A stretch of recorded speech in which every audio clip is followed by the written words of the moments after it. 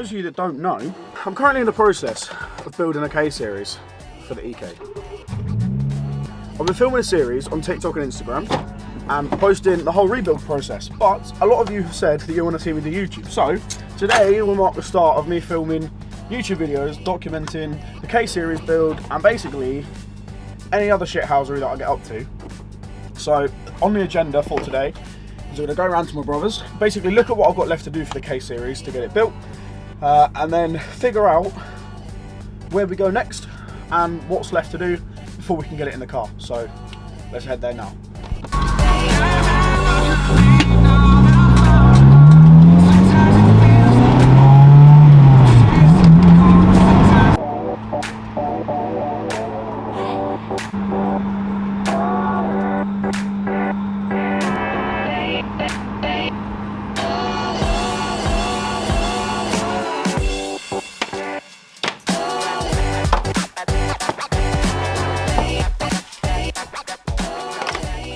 So, we've had some more parts turn up. What we've got is the conversion harness for the EK. So basically, this harness allows me to plug into the EP3 wiring harness that comes with the engine, and then get that to communicate with all the clocks that are in the car at the minute. So it basically means that all the clocks are going to work, all the chassis electrics are going to work with the new engine, and that should, fingers crossed, be a direct plug and play kit. We also have our fuel rail setup. So we've got a fuel rail, fuel lines, the fuel gauge with some fittings, the fuel pressure regulator and the fuel filter.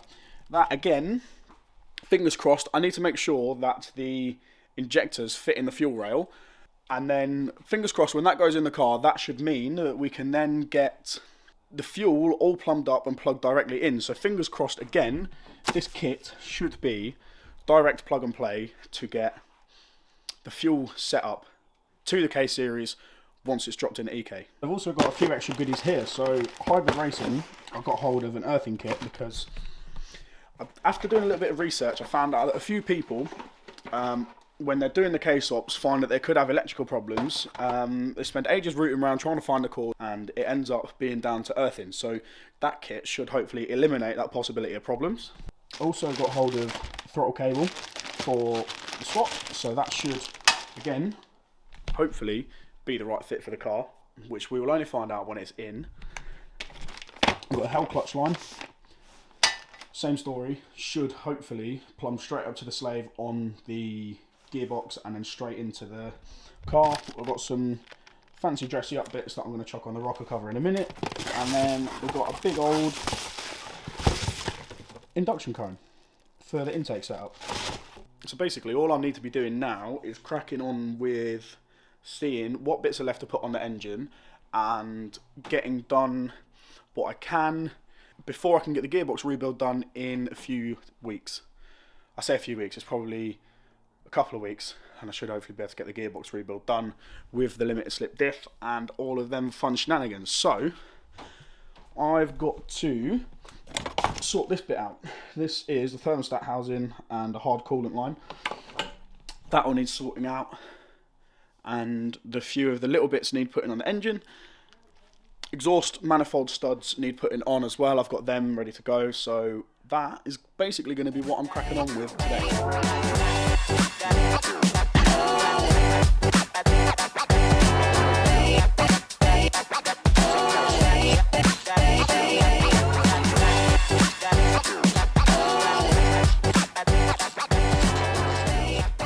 So now I've got to it, I'm not actually too sure about the gold on these nuts.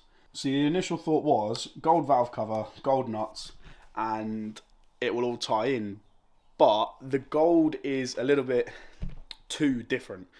So I think what I'll probably do is change them back to silver, because, I don't know, something about that just doesn't look quite right. So I think, yeah, I will get some silver ones and put them on, and then it should look a bit cleaner. So next on the agenda, I've got to bolt back onto the engine the thermostat housing. So inside here is a thermostat, and then this is a hard coolant line, but it's basically a little bit crusty and dusty and horrid. So I'm going to clean all this down. That's only a plastic housing, so that shouldn't take too much doing, and then I'm just going to wire wheel this and then give it a lick of black paint just so it looks that little bit nicer.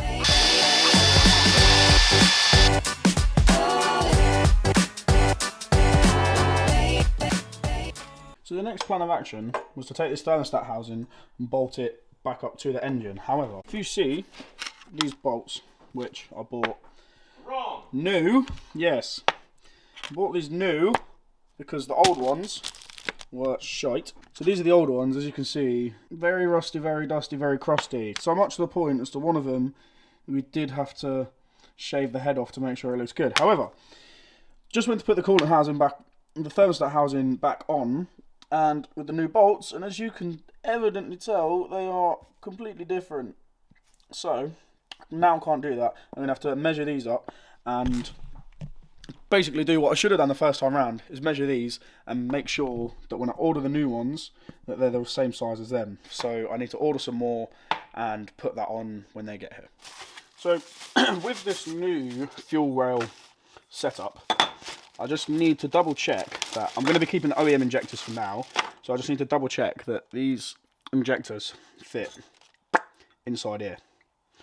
So after a little bit of persuasion, we've managed to get the first injector. We got them numbered up as well as to left and right when they came out. So I've got all the injectors lined up here. I'm now going to drop them into the fuel rail to make sure that they're all okay and see if that works. So I've now managed to get all 4 of the injectors into the fuel rail, so I can move on to adding the fuel pressure gauge onto the rail and then see what's after that.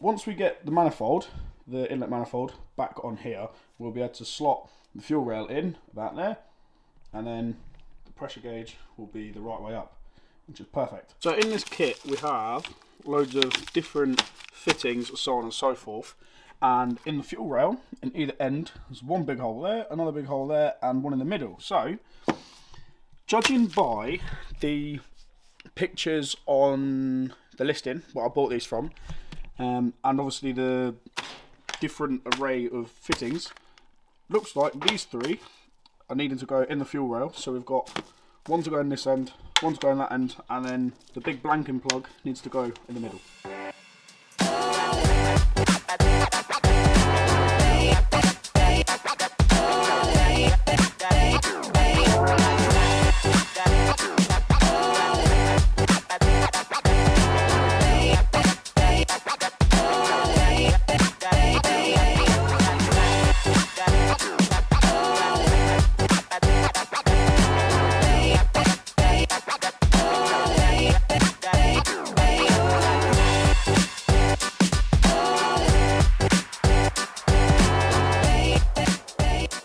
So I've now got the fuel rail along with the fuel pressure gauge and the fittings on either end, along with the fuel pressure regulator all put together. So I'm not 100% certain that they're all going to be in the right order. However, I've managed to compare it to the pictures that are on the listing, and this is the way that makes most sense to me at the minute, but it might be that when they go in the car we're going to have to change them around and figure out a different way. But I've got all the spare fittings in the line, so when it goes in the car, if we need to change them, that won't be a problem to do. So the K-Series is now sorted and ready to go. I've got the inlet manifold to shot blast in order for me to clean it up, and that can then go back on the engine. The exhaust manifold's turning up, the power steering setup is on its way, and the engine mounts are on their way. So once they're here, and I've got the power steering setup on with the correct auxiliary belt on, the engine is finished and ready to go in. So all I've got next left to do now is to rebuild the gearbox, which we're going to be doing in the next couple of weeks, and then rip the D-Series out and see what we can do, basically. We've got a whole pile of shit, all the scrap bits, new drive shafts, new starter motor, all of the spares that are all the new parts for the case swap ready to go in, and then we've also got the wiring loom, the shifter cables, and the subframe, the EG subframe with the quick rack down there as well. So the next port of call is going to be loading the gearbox up into the car along with the limited slip diff and the rebuild kit for that, and then making sure that I've got all the spare parts I need to take it back up to my parents over the Christmas period and rebuild that. So that is going to be next. I need to get all them put in the car, and then yeah, we'll go from there.